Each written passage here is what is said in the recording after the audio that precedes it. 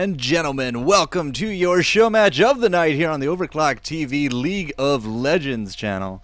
We have ourselves a $2,500 challenge that teams are rising to the occasion to combat, and boy do we have a game ready for you guys. Has been a little bit here in the making, a little few hurdles here and there to jump through, but at last we are ready. Say it with me. We are ready. Teams have actually been sitting around very patient, very kind to them as well to get this going, and they are just itching to get into this combat. As soon as I joined the game, they're like, so can we go, can we go, can we go? And as you can hear, that music is going to kick off. We're going to get ready for the picks and bans. We do have here on our left the Lunch Buddies, and on the right the Slug Kingdom. I'm the FourCourtJester. I will be your commentator and guide for the night.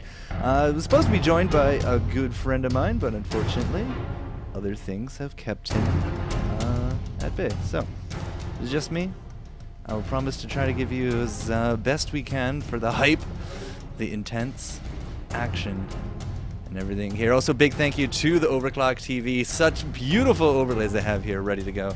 It's quite a feat to watch. It's also quite a feat to put them together, I'll tell you that. Alright, so we got some bands coming out here. Lunch Buddies going to be taking out Elise and Vi, two very strong junglers, very strong top laners. Overall, just strong in general. Those percentage health modifiers can really start kicking your ass late game. On the flip side, the Slug Kingdom going to be taking out Nasus. Now, Nasus, with his reintroduction here into the gameplay, has actually come up really big in terms of like jungle, and CLG definitely bringing him back into the spotlight as well. If you've been watching the LCS, not a ban out of that one. Caitlyn, though, that feels a little targeted.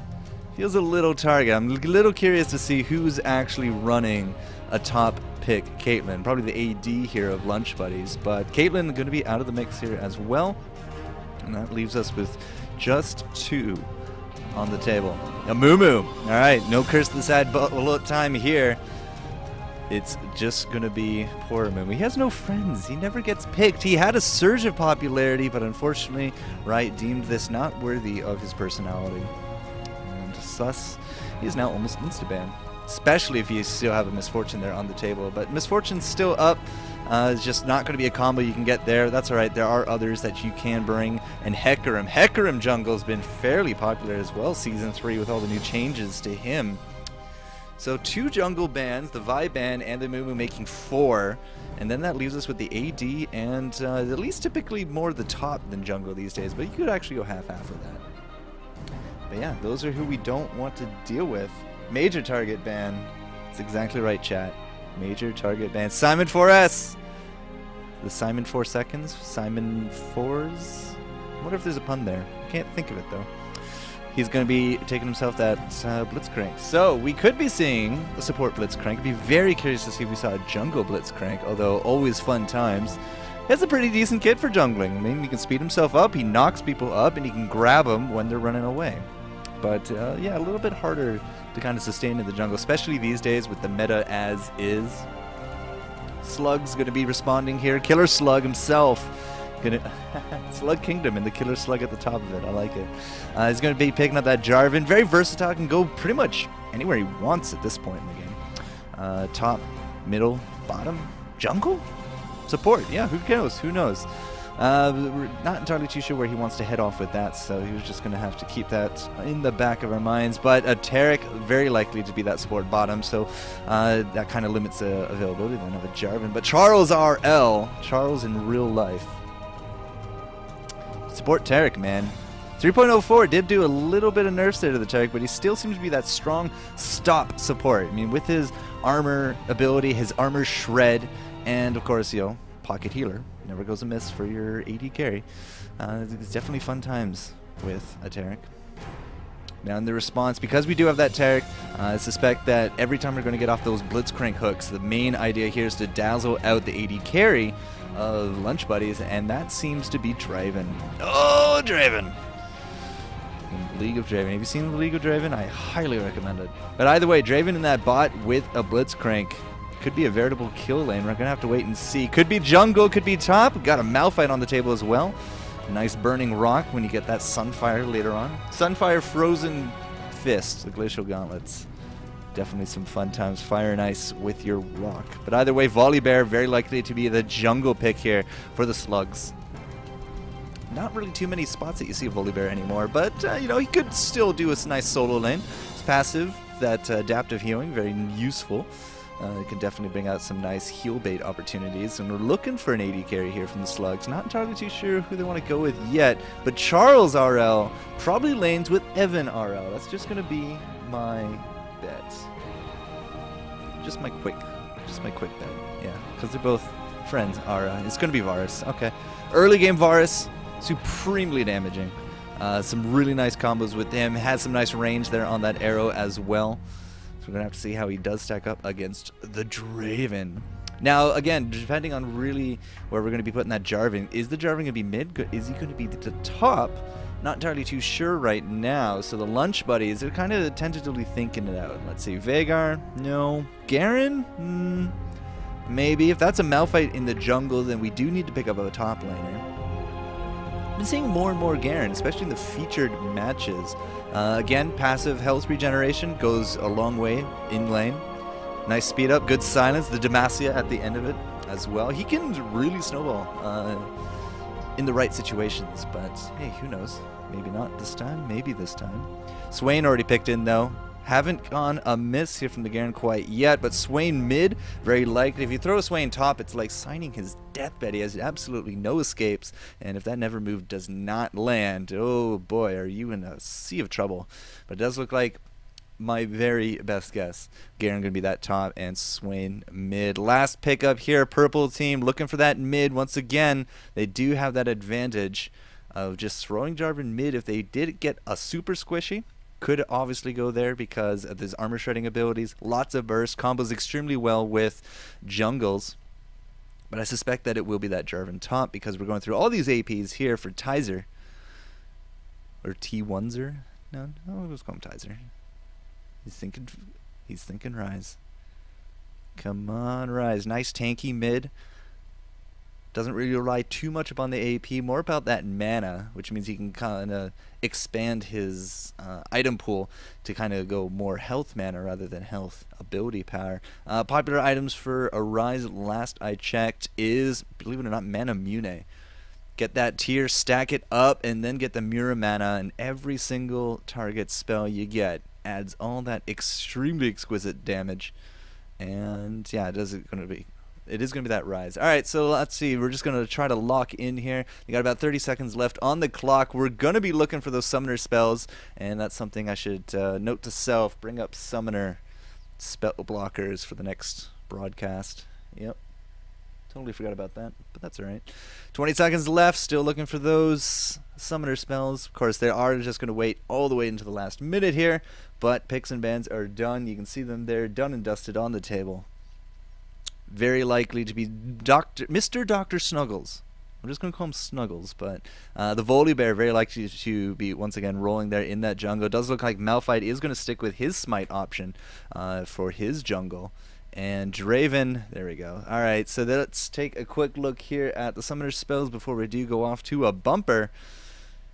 Flash, flash, flash, flash, flash. Is it a 10 flash game? No. We actually got that Ghost on Volibear. But Ghost will actually work out better for Volibear in this case. Just like you would with a Singe or an Olaf, a Ghost will definitely go very nicely with your movement accelerators that you get just by default for being said champion. So yeah, 9 flash game. We do got both cleanses on the AD carries. We do have our ignites. We have an exhaust top lane. So I'm still assuming Garen's going top. And if Garen's going top, he has an exhaust, but he has to deal with Jarvan, who has an ignite. Very curious to see which one of those two is going to actually end up on top of things. But Rise, very ballsy move here by Rise. Rise not going to go any offensive summoners. He's actually going to pick himself up Flash and Teleport. So with Teleport, that means he can kind of be a bit more mobile than Swain, but at the same time, a wasted Teleport is something of an advantage to the enemy team. So Lunch Buddy is going to have to keep their eye on Evan RL, Evan real life. But Huang Yoshi there. Huang Yoshi. Yoshi? I think it's Yoshi. I'm going to call him Huang. Yeah, he's just going to be bringing that standard Ignite. So both teams rocking one Ignite. We do got the exhaust on both of our supports, but the top lanes, again, with those exhausts. And we do have that extra teleport there on Evan RL. And that means that we're almost ready for the game. Now, it is only a best of one, the $2,500 tournament, just kind of going round robin style, looking for those seeds. Find out who takes home that big money cash. But once again, thank you for joining us here on the Overclock TV stream. They're getting back into games, guys. You heard it here first, and League of Legends, the popular game that it is, was #1 on the list. So very hard at work at some of these overlays. Hope you do enjoy them. Definitely a lot of effort going in by the admin team to admin the entire tournament, because there's a lot of teams. We're not kidding. You know, the Overclock TV base, very, very big base by itself, and because there's just so many people that want to play League of Legends and go to Overclock TV. There's just so many team entries here into the tournament. So once again, extend a big thank you out there to your admins. And of course, if you are just joining us here, of course, www.overclock.net. I think it's just overclock.net. Yep, really great. Excellent overclocking forums. I'm actually going to go there right now. Yep, overclock.net. The pursuit of performance, and they don't lie about that, ladies and gentlemen. So, excellent site to go to. If you are here from there, of course, here to cheer on your fellow forum users. All the best, and we're going to get this party started. So, once again, we are here with, bam, the $2,500 challenge, League of Legends. Some of the first and premier matches. We're going to be going all week with matches in the evenings here on Overclock TV. It's going to be different voice talents for you to listen to. They've actually put together a stellar team. I'm unfortunately flying solo tonight again, but don't hold that against me. I'll live you forever. And there we go.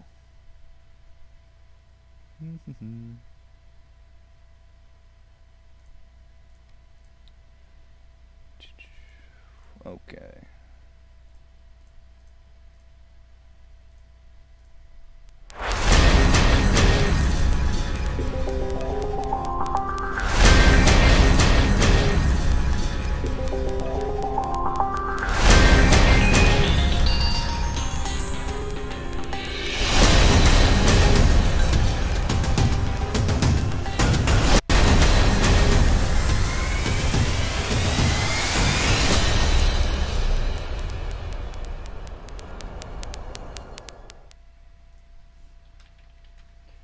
Well, I was hoping, I wasn't going to lie, I was hoping that this game would have loaded by now. But just another few quick seconds here, guys. Simon4S clearly doesn't go to Overclock TV and get his reviews about his hardware. Otherwise, he would have loaded much quicker. So hit up overclock.net, hit up those reviews, find out the best hardware for your gaming solution. And that's right. Then, yeah. You won't be that last guy to load in. All right, bam. League of Legends. Oh, I got the timer, the dragon timer wrong. Balls. Yeah. All right, ignore that dragon timer.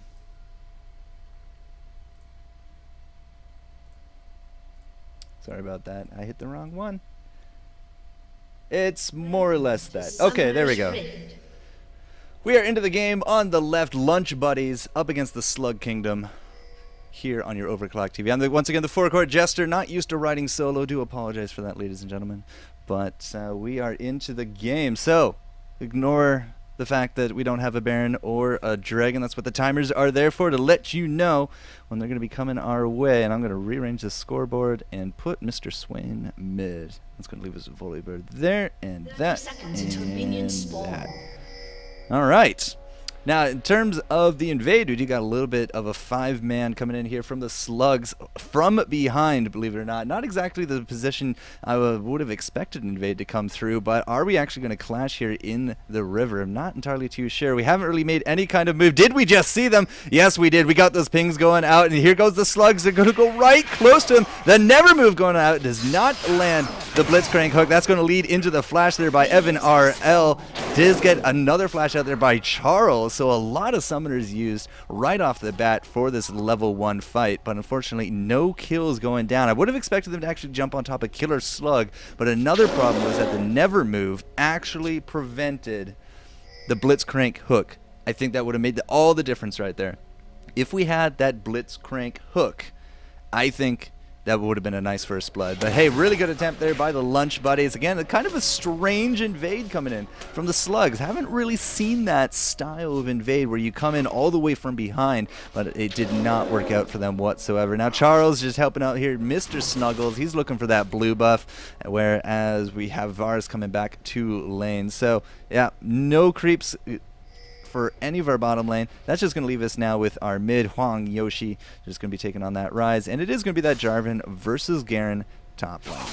So everyone in their respective places. Malphite, where is Malphite? There he is. Malphite looking for his blue. Actually not going to get any help from his teammates, so he's going to be a little bit behind. Volibear already has his, and Volibear actually already coming in for a little bit of a lane presence there mid, but I think he's just racing to his red. They do got a ward up there, so there's not going to be any kind of steal, or at least they know there's not going to be any steal. Oh, Volibear's going to go straight for Malphite. Very curious thing. Simon going to be taking a lot of damage there. Top not going to go down, but Volibear, are we going to see a level 2 tower dive? Very curious. Now he's just going to be looking around for that blue. So now they do know Malphite does have his blue. They know generally where he is because it's 3 minutes in. That blue will die typically around 210, 220, but for some reason they seem to have known that he was going to be a little bit late on that blue. So hopefully they do have an idea of where he is. Bottom lane, a little bit of Draven laughing.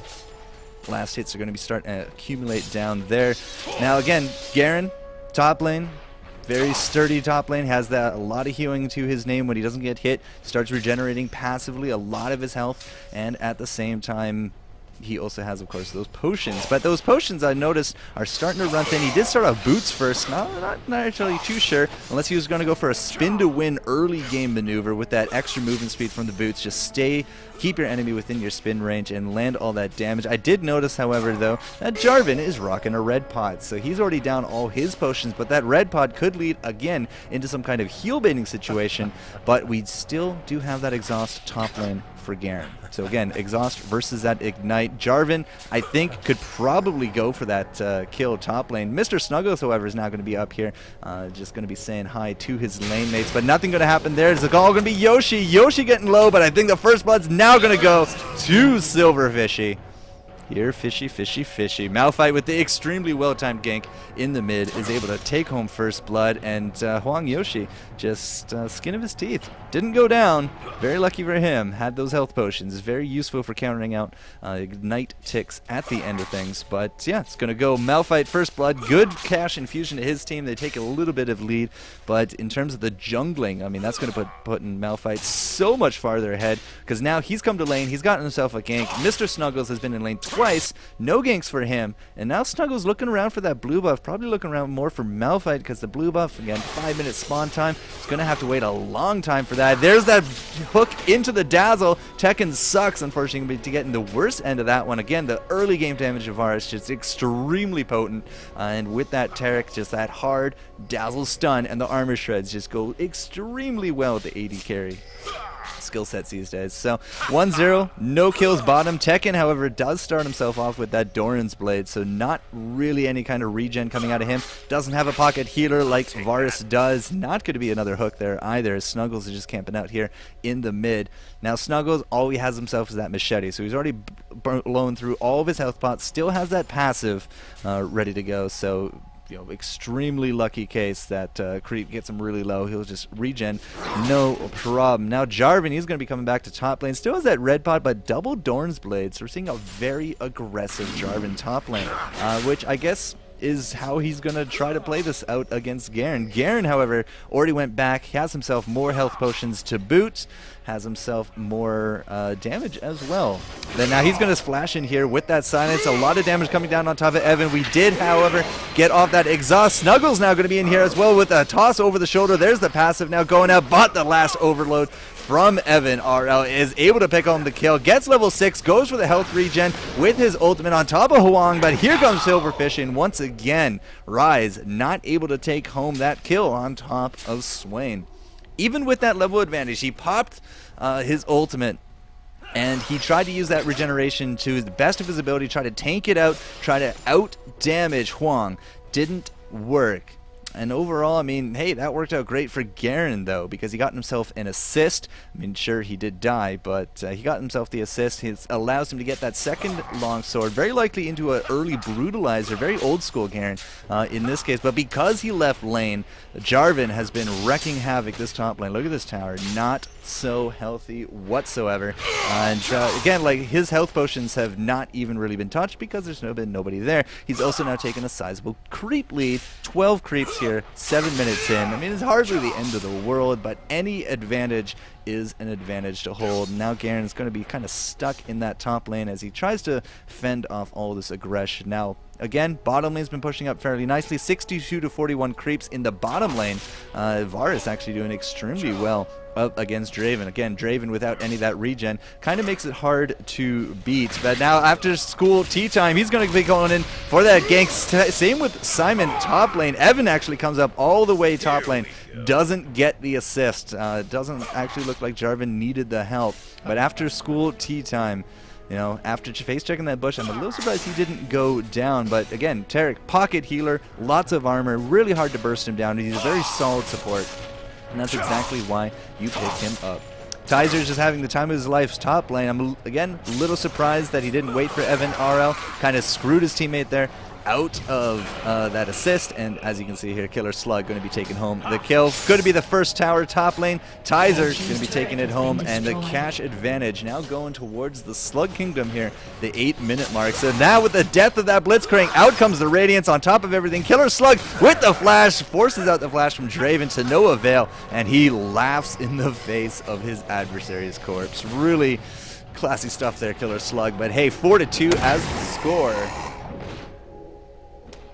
The Slug has taken a really definitive advantage in all things. They got themselves that tower, they got that extra kill. Malphite, despite that first blood, I mean, he did get himself that Madred's Razor, and now he has himself that Health Crystal and Boots. He just actually got himself into a Kindle Gem as well. Silverfishy looking probably for that early Locket of the Iron Solari.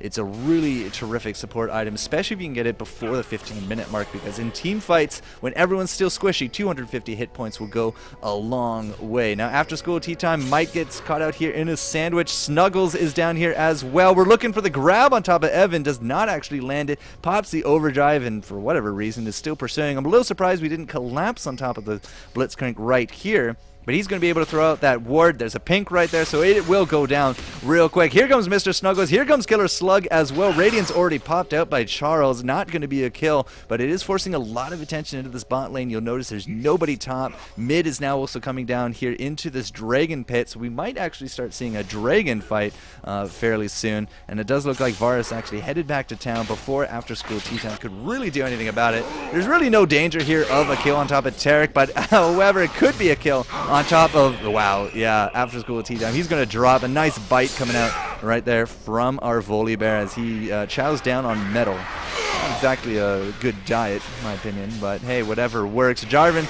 expertly avoiding the gank. Evan now still doing a little bit of farming here, and another kill on the board, and that seems to be it for that chapter of excitement. 10 minutes in. Let's look a bit here at the creeps. And again, like 84, 50, 150. Our jungler's actually coming out a little bit ahead here for Malphite, but 63, 54. All the lanes are kind of being won this early game cash by Slug Kingdom. It's kind of showing that their mechanics a little bit more practiced, a bit more thorough, a bit more landing, you know, a lot of damage coming out overall. Evan does not even need to really dodge against that never move, does not actually land. A nice flash here from Hwang, but Evan going to be taking a lot of damage, throws out a lot of damage on top of Swain as well, but that ignite at the end, Hwang's finally going to be taking home that kill against Rise, and Rise now 0 for 3 in his engagements up against Swain.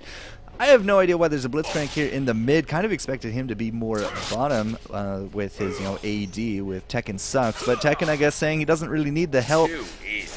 Numbers kind of differ, however. Look at the item difference there, just in the bottom. BF sword and the pickaxe, so very likely a very early Infinity Edge, up against just the double Dorns and the Vampiric. There goes the tower as well, so the safety net there for Tekken gonna be just non-existent. So now Blitzcrank has to definitely come back down, make sure that his AD does not go down.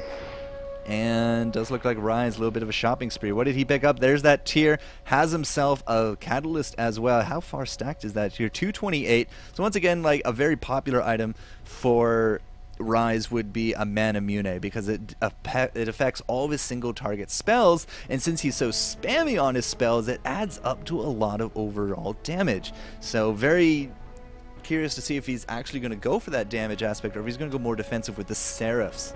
But either way, with that catalyst, could be a Banshees, could be a Rod of Ages. If he gets the Rod of Ages before 14 minutes, then by that 24-minute mark, you're just going to be in really good, you'll just be in a really good situation in order to, yeah, just live.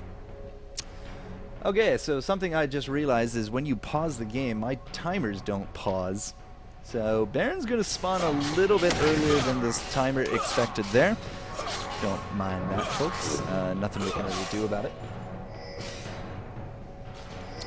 But yeah, Baron will spawn in about 3 minutes, not 2 minutes 40 seconds. Yeah, not entirely too sure what to do about that for pausing, but I'll bring it up with the admin guy a little bit later. Huang gonna go here on top of Jarvan. Jarvan Cataclysm's in. Here comes the rest of the team. Huang dropping real low. Ignite going off as well, and Tizer gonna be taking home the kill. Here comes Malphite with the Unstoppable Force. Lands a lot of damage there into Evan. Evan, however, still alive at the end. Simon looking for the kill, doesn't actually get it. Here comes Varus in the back, as well as we're still chasing down Evan. Evan with the double kill, and now forcing out the flash here from After School Tea Time. He has the overdrive rocking as well, but a 3-for-0 exchange. We're not able to grab the kill on top of Evan, and once again, those mechanics coming out here for the Slug Kingdom, and they're able to take home, again, a 3-for-0 exchange. That puts them up 8-3, 5,000 gold, and now their third tower of the game on fire. That's all I gotta say about this team right now. They're absolutely rocking it. We got second-degree boots here on top of Evan with those with the mana penetration boots, and now it looks like Dragon is gonna be up for the chopping block. Red team has slain the dragon. So there we go. Oh, apparently the Dragon timer is not gonna go. There we go. Alright, so about 6 minutes from now, we will see that next Dragon. Really good timing there from Slug Kingdom, as they were able to pick up not only the kills, but the global objective of the Dragon just furthers ahead their gold. Silverfish are going to be picking up that red. Nothing really too unorthodox there. And again, I got to point out, the gold difference in this game right now is approaching a massive point. 6,000 gold up, 13 minutes in. The difference in items is just astounding at this point. Garen, to his credit, Garen does have himself that brutalizer, but check out Jarvan. Jarvan with not only the Bilgewater, but the giant spell on top of things. So not only is he probably doing more damage, he has more health. And Silverfishy trying to set up here. Blue, here comes Dr. Snuggles. It does look like he do get spotted out, so not going to be a kill, but contesting this blue buff is going to be a big blow to Swain, because without that blue, Swain won't be able to spam out those spells quite as often as he wants, and it is going to go to Dr. Snuggles. So both blue buffs here on top of Team Slug. You can see one here on Rise, and you can see one here on Volley Bears. So yeah, both blues going to the Slugs. Again, that's going to be a big detriment in these next upcoming team fights. Also, again, spam ability, farm ability, it all does get affected by who controls these global objectives. And right now, all the global objectives kind of go in the way of Slug Kingdom. It's their map at this point. They have a lot of momentum from their early game. Again, in terms of the creeps, we're now cresting triple-digit creep numbers at the 15-minute mark, and hardly a record, but comparatively, we don't have a triple-digit quite yet on top of the Lunch Buddies. Now, Charles RL is going to be a big target here. Tizer comes in, actually does a really good job of healing away from that Taric, but a great escape there at the end. Tizer just jumps to his Demacian standard. Here comes After School Tea Time. Looks to get that knock up. Not going to get hit by the Never move, but The rest of the team here from the Lunch Buddies just don't really seem to know who they really want to focus, who they really want to target. The teleport comes in now from Evan as well, and there's just a lot of pressure going to be coming down on top of this tower. Now, we don't have Ultimate, we don't have Unstoppable Force, and we don't have the Whirling Death from Tekken Sucks. So in this next team fight, in terms of everything, it's going to be just going to the Slugs, and you can see Volibear going in. He goes down on all fours, looks for that kill target. In fact, it's going to be Tizer actually gets pulled there into tower range. He gets off the Cataclysm before going down, but Simon now stuck into things. He's going to drop as well. I think that was the flash from Killer Slug on top of things. Draven real low, Silverfishy not looking so hot. In fact, the entire Lunch Buddies team not exactly the healthiest, so even under tower, the best they could get out of that one was a 1-for-1 trade against a tanky character. So they traded off their Garen for that Jarvan. Hey, a 1-for-1 trade at this point is going to be music to the Lunch Buddies' ears, because it still means that they're getting kills, they're getting some of that income. Now, they are down 8,000 gold, but the only way to start limiting that is to start trading off kills, because in theory, the enemy team is going to be worth more than the loss of yours. The only problem is if you lose global objectives while you do your trade-offs, then of course you are going to be coming out behind in the trades. And as you can see right there, Rod of Ages there picked up by Ryze and Swain at the same time, but Locket of the Iron Solari picked up at the 16-minute mark here for Silverfishy. So it's not quite as early as I really would have expected. Silverfishy did get himself first blood. He has 2 assists on his name and 50 creeps, plus of course the Smite gold bonus. So really kind of expect him to get a little bit earlier, but again, in these team fights, especially sub 20 minutes, when people still aren't nearly as tanky as they could be, that Log of the Iron Solari can really go a long way in terms of keeping your teammates alive. That free 250 hit points you got to burn through could definitely really help. Now, I'm a little scared here, Killer Slug. Killer Slug has himself that Infinity Edge. He has himself the Lifesteal. Probably going to go for a Phantom Dancer or a Static Shiv next, but he is looking scary. 202, and Killer Slug sitting at 194 damage with 10% Lifesteal, 26% crit, and I think he crit a creep for 470. That's a lot of hit points this early on. Anytime you can get an Infinity Edge pre-20, you're going to be doing yourself a real good favor. And as you can see, Volibear with himself that Oracles, just clearing some of those wards there in the jungle. The Oracle starts to pay for itself the more and more wards you actually do pick up with it. And also at the same time, you're limiting map control. A lot of map vision, a lot of map control is going to be denied by the Snuggles. But Evan right now is kind of looking at a lot of pressure here mid. Not too sure he's going to be able to deal with that by himself. Here comes Charles as well. And oh, Jarvan going to come in from behind. This could be the Cataclysm. He jumps in there with the standard. There's the Cataclysm. Jumps right on top of Tekken Sucks. Really trying to make sure that Draven does go down, and he will. Tizer not really hurt, even though he did actually have to initiate that fight. He's going to look for maybe Jarvan. Nope, he's going to come back. Jarvan gets the double on top of Swain, and at the same time, it does look like Silverfishy did drop. We did have the Iron Solari popped. Did not matter. Once again, a 3-for-0 trade here from the Killer Slugs, and no, from the Slug Kingdom. Killer Slug, however, is up 2-0-4, and this is going to be another tower to their name, possibly even an inhibitor. We still got 15 seconds on top of Swain, but it does not look like they're going to be actually testing their luck, and I guess they're going to be dealing with other lanes at this point. So yeah, going to be heading home, doing some healing. Dragon's not quite up yet, still. Actually, by the time they get to Dragon, he probably will be up, but hey, going to take the race, going to take the red, going to push down that bottom, and let's see if they actually do take out that Dragon. Yeah, so Dragon now alive. Timer's a little off, but that was my fault. And, yep, Dragon going to be dying real quick here. Well, not that real quick, I guess. Charles and Evan, not exactly the biggest steady damage. A lot of burst damage from them. Red team And has there we slain go. the dragon. Dragon now slain, and the 6-minute timer starts again. So not only do we have 2 dragons to the name of Slug Kingdom, but 12 kills to 4, and now cresting over 11,000 gold. We've taken out reds, we've taken out blues, a lot of global control being had here for the Slug Kingdom, and it's really kind of showing again in the items, in the cash. Here's the cash, lane by lane. You can tell, just top lane, 3,000 gold, jungle, 2,000, mid, 2,000, And that bottom, oh wow, that bottom is 2,500 at this point. That's an entire item. 2,500 gold this early on over top of your opponent. Like, we just got the BF sword here for Draven. He still doesn't have it, anything on top of that. Like, if he's going for a BF sword, or sorry, if he's going for a blood, then yeah, he's really late to the party in terms of that. You can get that as early as like 12, 13 minutes these days. But 0, 2, and 1. He only has that assist. Has 130 creeps. Good to his name. In fact, him and Garen kind of going neck and neck for creeps on his team. But overall, 170s, 140s, 150s here for the Slug Kingdom. It's kind of hard to beat at this point. They have so much cash extra to their name. That Infinity Edge, and now with that Zeal, again, Zeal could be going into the Static Shiv or the Phantom Dancer. I would probably go with the Phantom Dancer myself.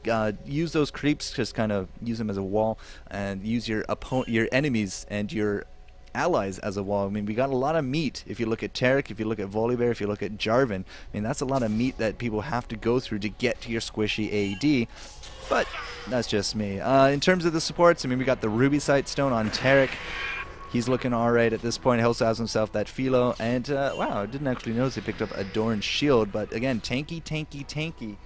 That's pretty much all it is there for that for the team. And now, wow, did you just see what I just saw? Yeah, Evan RL has himself that Mana Munace. Not quite stacked up yet. Go back to Rise. Yeah, 632 out of 750. That's going to be a Mira Mana soon enough. But hey, he does have that Mana Mune. He is going to be going for that extra damage on top of his spells, on top of his auto attacks. And I don't think there's really a turning point here for Lunch Buddies. They really got to make something happen. Charles is going to be jumping in here with Mr. Snuggles. Simon going to be dropping. He does have himself that Black Cleaver. Again, a bit more old school Garen. But he's going to go down. The tower goes down. After School Tea Time drops to Killer Slug almost flawlessly.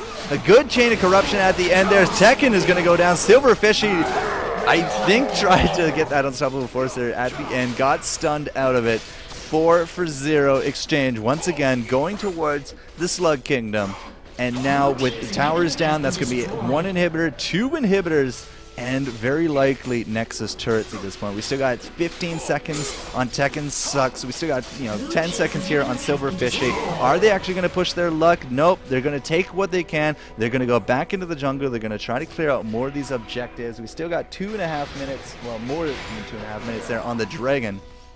So it's not going to be anything like that. But again, 16 to 4, 7 turrets to 0, and now 15,000 gold. There's, the landslide that is the Slug Kingdom is not showing any signs of stopping. And that is bad news for the Lunch Buddies. I mean, the Lunch Buddies, let's take a quick look at all of them. Garen has himself the double armors. He's kind of tired of dying. 0.52 on that Garen, not the best of scores, but he does have himself the Black Cleaver. I guess he was trying to go for more of an offensive Garen, try to just snowball it, but it didn't actually work out so well. Tekken Sucks finally has himself the Bloodthirster. 23 minutes into the games, that says a lot about your AD carry. I haven't really done any items here on Silver Fishy. Back at the 16-minute mark, he picked up this Locket of the Iron Solari. And now we're almost at the 24-minute mark and no additional items. It's even worse for After School Tea Time. He has himself the Philo. Looks like he upgraded Speed Boots. So I guess, again, a bit more of an offensive idea from After School Tea Time. And, geez, everybody going for the home guards. Everybody's styling with them butt rockets. Oh, yeah.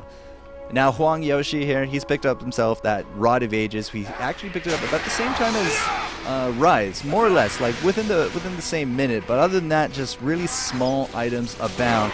And now we have what could possibly be the first Baron and last. Likely to be the last Baron if we go. But yeah, absolutely nothing to stop the Slugs. It's just, again, it's a landslide. It's an avalanche. It is pain incarnate. Silver Fishy flashes out. Does not matter. Gets tossed back by Snuggles. Goes down. No unstoppable force. No Locket of the Iron Solari. Down goes Blitzcrank for the double kill to Jarvan. Rise picks himself up that Garen. And now Tekken Sucks running for his life. Gets tossed back once more into the fray. Snuggles picks up that kill. And there goes the last laning turret. Oh my goodness. 20-4, the Slug Kingdom making the plays, going for all the turrets in the game. Mr. Snuggles saying, well, guys, we have 2 turrets down, or we have 2 inhibitors down. Let's just go for the win. Let's go for the turrets. Huang Yoshi comes back in with those butt rockets, gets aced. Blue team's turret has been destroyed. And yeah, these Nexus turrets going down. Good unstoppable force could land almost a kill on top of Evan. Not going to be quite there. Evan just a little bit too powerful at this point. Looks for the Demacia! The butt rockets with the Demacia. But it does not matter. The rest of the team taking out the Nexus. And that's going to be victory. Good game, well played to the Slug Kingdom. Oh man, the Slugs were just a little bit too powerful there, and they took that game very convincingly, 22-5 overall, and they're going to be making their waves here in the Overclock TV League of Legends $2,500 tournament.